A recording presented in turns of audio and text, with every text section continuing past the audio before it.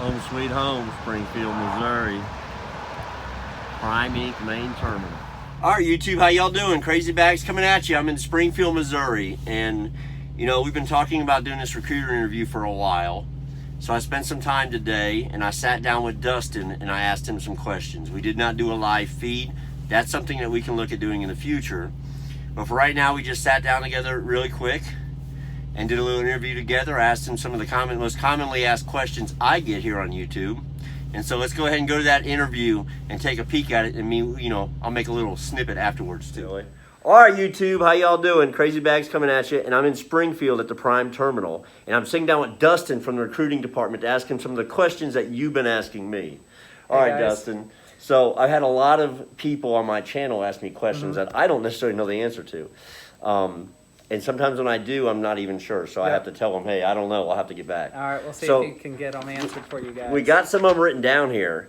And so one of the big ones that we get is self-employment. So if someone wants to come to Prime and they were self-employed, is it a long, detailed process, or how do they go about that? No, I mean, it generally can be pretty quick. We generally need to see proof of employment.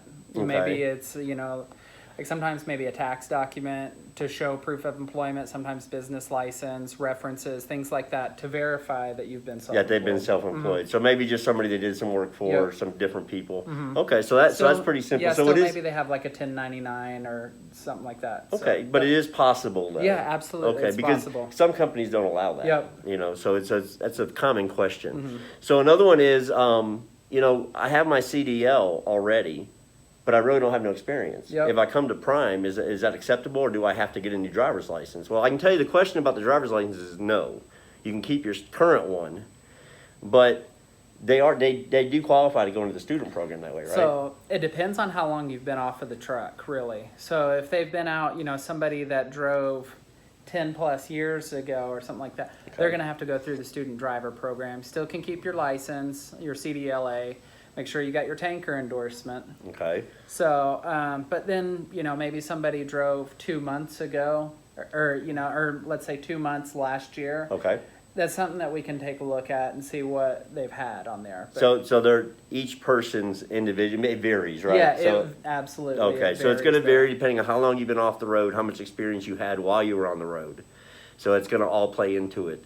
But I do know that you do get to keep your current CDLs, and you're talking about tanker endorsement. Yep. Now, I've had some people asking about that recently. Is that something new we're doing now? So we always have people get their tanker endorsement now, just because there's some loads that require that, even on the refrigerated and flatbed side. Okay, so yeah. We still have people get that tanker endorsement. Okay, and that covers, I think, bulk liquids, I think is what that is, right? Yep. And that was actually a DOT thing that they changed a few years ago, if I remember correctly. I think it's over 190 gallons, I believe it requires a tanker endorsement. Okay, well, okay, that's good to know.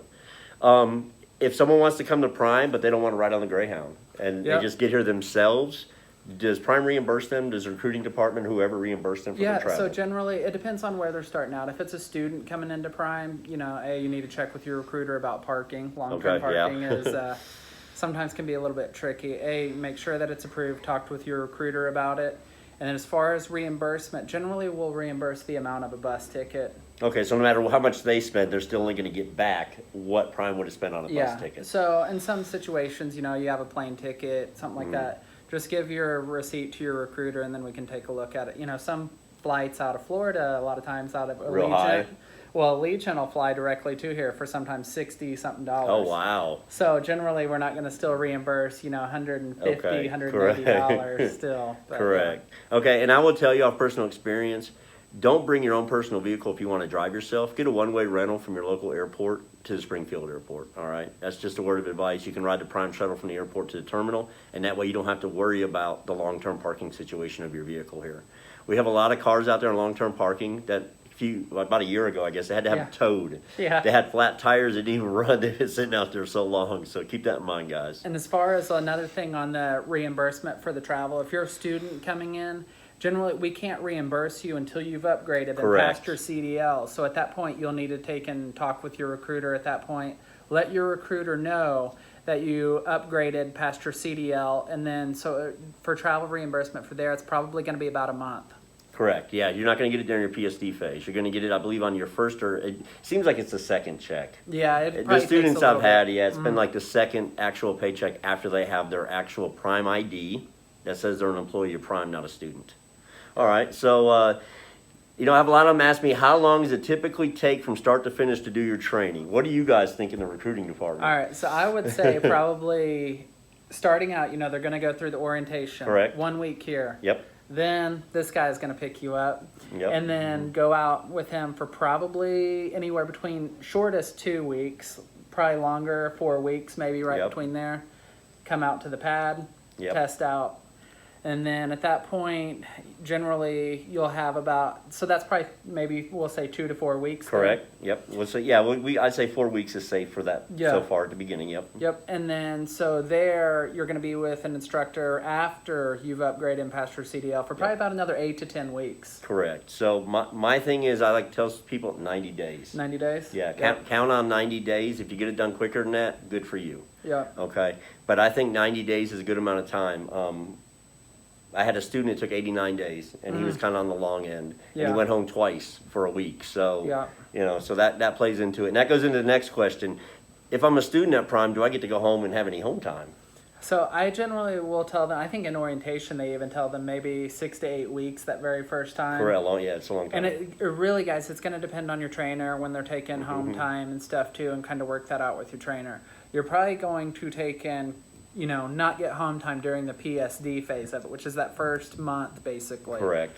You come in, you test out, then maybe go out for a couple weeks, and you and your instructor work that out with your fleet manager as well, and work on getting home at that Yeah, point. because, and I will tell you guys, most trainers do not want to be out 3 months away from home without Yeah. seeing their family. Yeah. So if you get an instructor with a family, the odds are he's going to get you home for home time. Okay, each trainer does it different. So we have some trainers that do take their students home with them and put them in a hotel. Okay, I don't do that. I take my students to their house and then I go home. And that way they get some home time, I get a home time, we both get break. So he's right in the sense of it's really up to your trainer. So once you get your trainer, you need to discuss that with them. Okay, because it's going to be different with each person. So another question on that. So then whenever you drop your student off at home, Correct. do you pick them back up? Yes, I go back to their Yep. house and pick them up. Okay. And now, if you're in a TNT phase, you will not get your $700 a week when you're at home. Yep. Okay, That's guys? only while you're on the truck. It's only when you're on the truck. Available So to drive. if your trainer takes you to his house and you have to stay in the truck or in a hotel, you will get your $700 then, because it's not by your choice. But if you go to your house and you're at your home and you're sleeping in your bed at night, guys, you will not get your $700 a week, all right? Keep that in mind. I know that's important to some of you, especially when you first get here. So let's see what else we got here. The pet policy. What kind of policy do we have as far as like dogs? I have a lot of people ask me about, you know, well, I have a pit bull. Can I bring a pit bull? Now, as far as I know, we don't have a breed restriction. Do you? As far as, I mean, I think they used to a long time ago, Okay. but I don't really know of any breed restrictions right now. Generally, company trucks on there, really the more the weight, and it's 30 pounds Okay. for the weight, and the lease side I think is 40 pounds. But Yeah, you get a pretty good sized yeah, dog. not currently that I'm aware of any breed restrictions. And or now, anything like lease doesn't require a deposit, I don't that. Nope, believe. lease doesn't require a But deposit. company does? Company does, so Okay. it's $300 up front, Okay. and then they would deduct $50 a week Okay. after they're hired on until it's a total of $1,000. So it ends up being $1,000. It's a $1,000 deposit. So you keep that in mind. You better really love your dog, because it's going to cost you $1,000, $300 up front, and then $50 a week for the other $700. So $50 a week for another 14 weeks. So you better really love that dog. So most people that have dogs love them that much, but you know that's just the way it is. All right. So huge question. I get asked this 20 times a day. Does Prime allow students to test out manual trucks still? Well, I will say on that, it depends on what your instructor drives. You know, if your instructor has a manual truck, older, which is probably going to be a 2016, Correct. yeah, you're going to be testing out on a manual. If it's a 17, 18, or 19, that truck's going to be an automatic. Being automatic. So with that, let's say you do not want to test out in an automatic. Your trainer could go to Success Leasing and then see if they have a truck on there available that is a manual. It'd be a 10-speed manual if they have one available for training. Otherwise, on there, you're going to be looking at having the automatic restriction on there. some people have an issue with that. Correct. I've been in this for a while. I've seen the industry trend towards that. It's going to that. And that's what I tell everybody. You know, I've got 1.4 million miles, guys, in a manual. Okay? I've got 290,000 miles in automatic. I will not give my automatic back for a manual any day of the week, guys. Yeah. And all of your companies are going to that, and more or less all your dealerships are doing that nowadays. You know, if you go to Freightliner right now and go to buy a truck, they're going to have more automatics than manuals on the lot. You know, you may have to order the manual you want in order to get it. So, let's see if there's anything else that I forgot. I think that is actually it, other than the picking of your truck. Yep. So I can tell you guys, lease, you will pick your truck, okay? The lease department will show you what's available, and you get to pick your truck. As far as company, I'm not sure about. Do you know anything about company, it? as far as what I'm, you know, I mean, I don't work in the leasing department, but as far as what I'm told basically at that point, you know, I mean, you're going to get a list of trucks. Hey, go check out this truck, see if you want it. Okay. So, and that's available. If there's only one truck available, that's the truck you're going to take. That's the one. Yep. Okay. That'll be your truck. Okay. Is there anything else that you might want to let them know off the top of your head? You know, guys, you can call the main recruiting line on there. Maybe you can you put that in the details? Or I can. I will absolutely. Yep. I'll have him put the main recruiting line, put his code on there, and let him know that you guys. And ask for Dustin, guys. Yeah, you guys can ask for me. Dustin. So I've had a few of you already do it. So Dustin was my recruiter. So that's been 2 years. 2 years tomorrow, I started orientation here, and Dustin was my recruiter. So 2 years later, here I sit. We sit in this room doing a YouTube video. This guy was a model applicant. I still remember it. It was pretty simple, guys. When you spend a lot of time at one company, you know, and that goes back to just in life in general, guys. The easier it is for you to get a job is based on your job history. So if you get a company and stick with them for a while, doesn't it make a big difference? It does. Like when you have guys call in? It makes it easy to work with. It makes it really simple. So, all right, guys, I think that's going to be it out of Springfield, Missouri. I hope everybody's doing all right. Y'all make good choices to help you in your recruiting abilities to make it easier and be successful. And I'll be back. So that was my interview with Dustin Hensley of the recruiting department earlier today. He's a recruiter here at Prime. Hopefully that answered some of your guys' questions for you that maybe been weighing on your mind thinking about coming to Prime. Okay? Now, I have access to Dustin in the future again. We're going to do some more stuff together for YouTube for my channel. So I will put the Prime main recruiting line into the comments. Okay? Along with Dustin's name, along with my driver code, guys. Use my driver code. All right, as your referral. I appreciate that. If this was your deciding factor, if my videos, my channel was your deciding factor, put my driver code in there, you know. Show me a little love. See, you know, maybe I've earned it. So hopefully some of what I've shown you about Prime is the reason you want to come here and be successful.